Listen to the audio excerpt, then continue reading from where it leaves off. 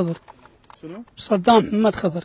صدام، ايش وقت عملت ويا داعش؟ والله صار شهرين.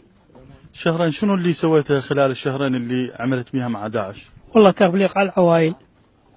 لما تبلغ على العوائل شو يسووا لها هم؟ هم ياخذونهم.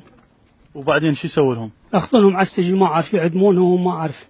كم عائلة بلغت عليها انت؟ والله أنا بلغت على 10.